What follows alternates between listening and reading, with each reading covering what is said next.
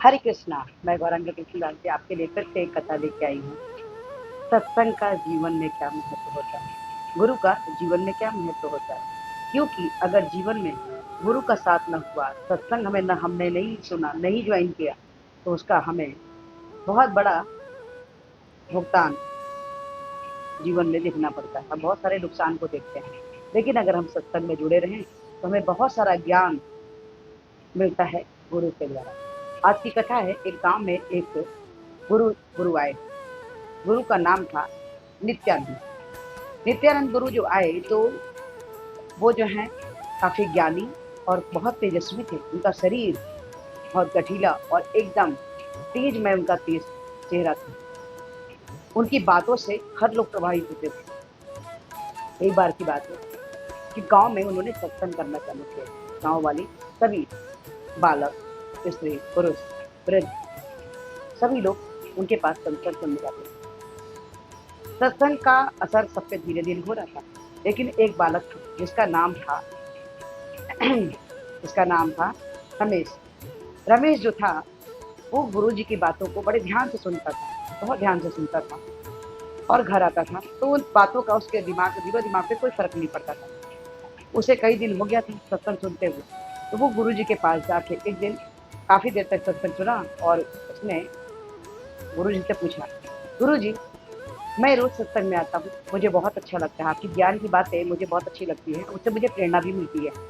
लेकिन जब मैं घर जाता हूँ तो वो सारी चीजें धुंधली हो जाती हैं और मुझे कुछ भी याद नहीं रहता, मैं चीजें भूल जाता हूँ।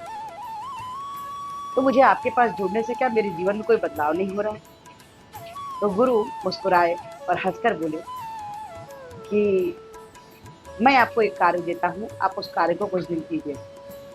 तो वो रमेश ने बोला कि ठीक है गुरु जी, आप जैसा बोले।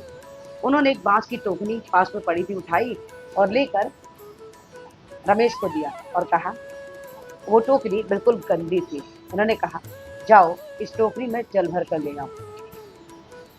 तो रमेश गया और टोकरी में जल भर के ले आया। तो उन्होंने बोला कि गुरु जी, मैं टोकरी ले आया। तो गुरु जी ने देखा कि टोकरी रमेश ले आया। उसने कहा कि कुछ दिन तक इस टोकरी में रोज जल भर के ले आना। बिना सवाल जवाब किए रमेश डेली ही जाता था और टोकरी में जल भर के ले आता था। जब कुछ दिन बीत गया तो गुरु जी ने कहा कि क्या तुमने जो टोकरी में जल भर के लाए? तो रमेश ने बोला, हाँ, मैं टोकरी में जल भर के ले आया। तो उसने कहा कि टोकरी पहले कैसी थी? ये टोकरी, बांस की जो टोकरी थी पहले कैसी थी? तो रमेश ने कहा कि पहले तो बहुत गंदी थी, लेकिन अभी ये स्वच्छ हो गई है, साफ हो गई है। तो उन्होंने बोला कि टोकरी में जल तो नहीं रुकता था, जल नहीं रुकता था, लेकिन ये टोकरी साफ हो गई। तो उसने कहा कि हाँ।